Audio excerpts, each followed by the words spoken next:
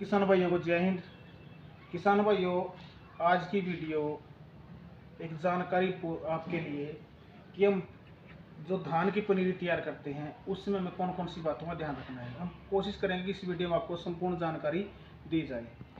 किसान भाइयों, सबसे पहले हम बात करते हैं कि धान की जो पनीर तैयार करनी है उसके लिए जो ज़मीन, जो जगह है वो हम कैसे तैयार करें।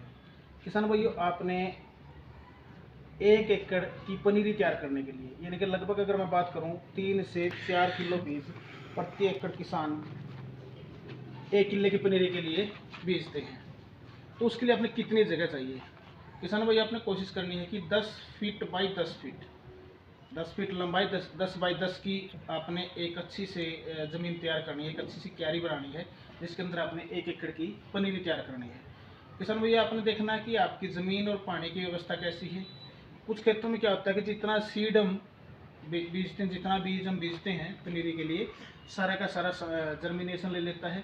और कुछ कहीं पर थोड़ी सी पानी की ऐसी समस्या होती है, ज़मीन की कोई ऐसी दिक्कत है जहाँ थोड़ा ज़मीन जो सीड है हमारा, जो बीज है, कम जमाव लेता है। तो आपने उस आधार पर अपनी जो इस 10 बाई 10 को आप कम ज़्यादा कर सकते हैं। तो सबसे पहले बात तो थी कि आपने जगह कितनी लेनी है। 10 फीट बाई 10 फीट की जगह 1 किले की 1 एकड़ की पनीर तैयार करने के लिए एक अच्छी मानते हैं कि अच्छी वो क्यारी है, अच्छी वो जगह तैयार हो जाती है।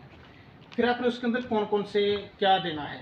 जैसे कुछ किसान भाई नीचे बहुत सारे माइक्रो न्यूट्रेंट देते हैं, सूक्ष्म पोषक तत्व भी डालते हैं, या कुछ किसान क्या करते हैं, गोबर की खाद डालते हैं। किसान भाई, ध्यान रखना है कि आपने गोबर की खाद अच्छी गली सड़ी बहुत पुरानी खाद अगर है तो आपने उस क्यारी के अंदर, उस जगह के अंदर जो आपने समतल की है पनीर तैयार करने के लिए, उसके अंदर डालनी है। अगर कच्ची खाद है, गोबर की अच्छी खाद तैयार नहीं है, तो आपने उसके अंदर नहीं डालनी है। उससे बहुत सारी समस्याएं आपकी पनीर के अंदर आएंगी। एक तो उसके अंदर बहुत ज़्यादा कीड़ा लगने की समस्या होगी, और जो कच्चा गोबर है वो बहुत ज़्यादा टेम्परेचर देगा, तो उससे टेम्परेचर ज़्यादा देगा तो उससे भी हमारी जो पनीर है ख़राब होने का बड़ा डर हमारे मन में बना रहेगा। यानी कि अगर अच्छी गली सड़ी खाद है तो कम मात्रा में आपने उसके अंदर डालनी है, उस जगह के अंदर।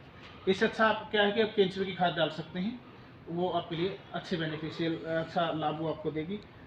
तो किसान भाई, ये तो थी कि आपने जगह कितनी लेनी है और उसके अंदर क्या क्या आपने डालना है। पनीर की बिजाई करने से पहले इसको बिल्कुल समतल कर लेना है। अब बात करते हैं बीज, सीड। किसान भाई, आपने सीड का चुनाव कर लिया होगा, आपने कौन सी कंपनी का कौन सा बीज अपने खेत की बिजाई के लिए अपनी पनीर तैयार करनी है।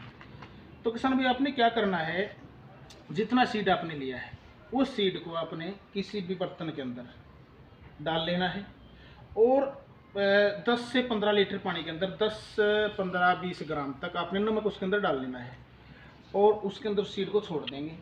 उसके बाद आप उसको हिलाएंगे तो बहुत सारा ऐसा बीज होगा धान का जो हल्का होगा, जो ऊपर तैरने लगेगा। उसको आप कुछ टाइम के बाद बाहर निकाल देंगे। बाहर निकालने के बाद जो ड्रम के अंदर या बर्तन के अंदर हमारा बीज बचा है वो बिल्कुल ठोस है, उसने जर्मिनेशन लेना है, स्वस्थ बीज है। तो आपने फिर क्या करना है, कम से कम 2 और 3 से 4 बार आपने उस सीड को, यानी कि जो नमक का जो पानी उसको आपने गिरा देना है, जो सीड बचा हुआ हमारा उसको आपने अच्छी तरह से साफ पानी से 2-3 बार धो लेना है, साफ कर लेना है। उसके बाद फिर आप जैसे भी व्यवस्था करते हैं कि आपने 4 से 6 घंटे तक, जैसे हम हाइब्रिड वैरायटी की कोई भी बात करें, हाइब्रिड जो वैरायटियाँ होती हैं उसका आप 4 से 6 घंटे तक भिगोना ही काफ़ी होता है।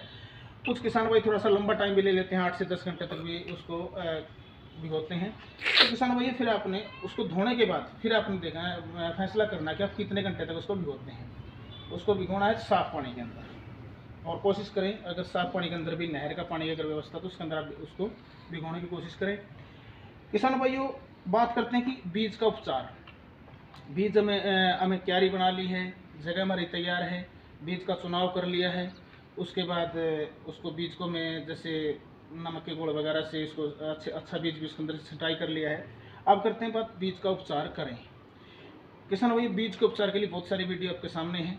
आपने बीज के उपचार के लिए कार्बोडिजम 50% या फिर आपने सप्रेट का चयन करना है, क्योंकि सप्रेट के अंदर क्या है, कार्बोडिजम 25% और मैनकोजेब 50%। दूसरी बात, इसकी WS फॉर्मुलेशन है, बहुत अच्छी फॉर्मुलेशन है, जल्दी अपना काम करती है।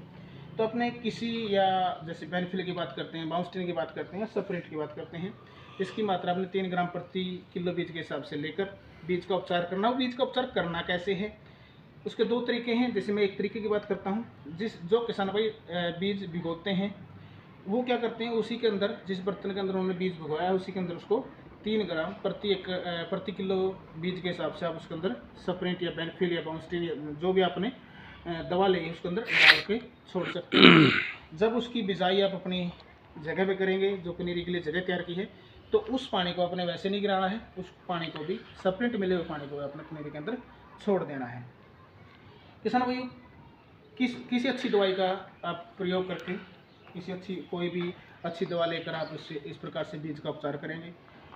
बात करते हैं बीज का उपचार हम क्यों करें, इसके बहुत सारे फायदे हैं। हर वीडियो में हम आपको जानकारी देते हैं। सबसे पहली बात तो कि हर किसान चाहता है कि उसका जो बीज है वो अधिकतम जर्मिनेशन ले, क्योंकि ज़मीन के अंदर, पानी के अंदर बहुत सारी फंगस होती है। फंगस की वजह से बहुत सारा बीज कई बार जर्मिनेशन नहीं ले पाता, तो हमारा जर्मिनेशन अधिक आए, अधिक जमाव ले, तो इसके लिए आपने अच्छी तरह से बीज का उपचार करना है। दूसरा, किसान मित्रों, जो ही जर्मिनेशन लेता, जर्मिनेशन लेने के बाद जल्दी वो ग्रोथ की ओर चले, यानी कि जिसकी में ट्रांसप्लांट करनी है दूसरे खेत में, तो उसके लिए पनीरी हमारा जल्दी तैयार हो और अच्छी तैयार हो, स्वस्थ तैयार हो, तो इसके लिए भी अपने सप्रेंट से ही उसका बीज का उपचार करना है।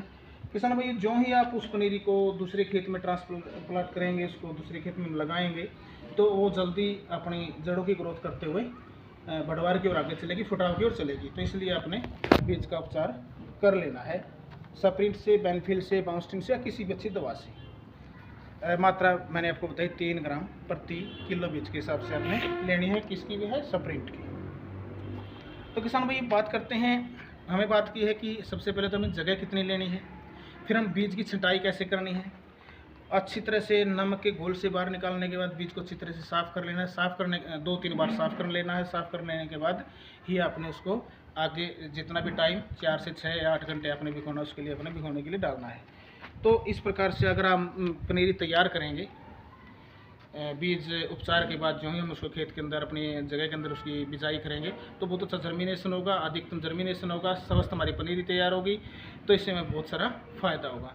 तो किसान भैया, इस वीडियो में सिर्फ बात करते हैं इतनी है कि आपने पनीरी के लिए कितनी जगह लेनी है, कौन सी दवा से अपने उसका बीज का उपचार करना है और कैसे अपने बीज की छंटाई करनी है, और इस प्रकार से आपने उसके अंदर जो जगह ली है उसके अंदर अपने पनीरी की बिजाई करनी है। आने वाली वीडियो में और अच्छी जानकारी देंगे, तो आप इस वीडियो को ज़्यादा से ज़्यादा शेयर करें और कमेंट में भी अपने विचार दें कि आप कौन सी अच्छी दवा से बीज का उपचार करते हैं, कितनी जगह आप पनीरी तैयार करने के लिए प्रति एकड़ लेते हैं, ताकि आपकी जानकारी दूसरे किसानों के साथ भी शेयर की जा सके और उन किसानों को भी फायदा हो सके। इसी के लिए जय हिंद, जय किसान, जय भारत।